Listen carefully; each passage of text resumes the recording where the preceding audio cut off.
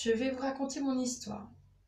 Depuis le 10 août 2017, mon bébé a été placé à cause d'un rapport trop hâtif fait par les médecins du CHU. Suite à cela, le juge et les services sociaux m'ont accordé des droits de visite, de voir mon bébé une fois par semaine, puis des droits d'hébergement pour notre bébé chez nous.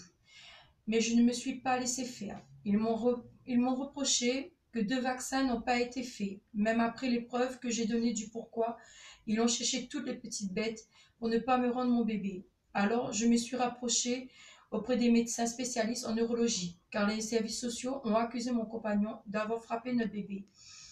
Et j'ai demandé aux spécialistes des infos concernant la fracture, et tout ce que je me suis rapproché pour des infos, ils m'ont dit cela est impossible de dater, et encore moins de dire à 100% que c'est une fracture causée par un tiers. Même dans le rapport médical, cela est écrit impossible de dater ou de dire que c'est une fracture. Car auparavant, notre bébé avait tombé de la poussette, mais le médecin du CHU ne voulait rien entendre et voulait placer mon bébé. Aujourd'hui, j'ai pu récupérer mon fils qui est âgé de 1 an. Grâce à toutes les preuves que j'ai demandées, même voire à payer le dossier médical auprès de l'hôpital, comme quoi mon fils est bien occupé. Puis auprès de mes médecins généralistes, capture d'écran par GSM de toutes les consultations que mon bébé ait pu faire, que j'ai pu envoyer à la juge, plus courrier de mes médecins attestant que tous mes enfants sont bien suivis médicalement, tout en sachant que je n'ai pas qu'un seul enfant, mais 7 enfants, dont le petit dernier m'a été retiré pendant 6 mois, puis me l'ont remis comme si de rien n'était, le 16 février 2018.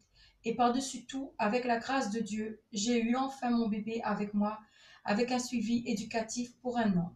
Je vous conseille de ne jamais vous laisser faire par ces gens parce qu'ils sont derrière un bureau ou autre. Cherchez des preuves prouvant votre honnêteté, dossier médical, capture d'écran de toutes vos consultations auprès des médecins, neurologie ou autres, concernant vos enfants qui sont placés abusivement.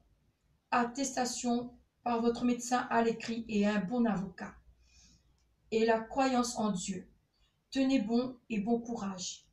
J'espère ce que je vous ai dit vous permettra d'aller de l'avant et vous aidera dans vos poursuites. Merci.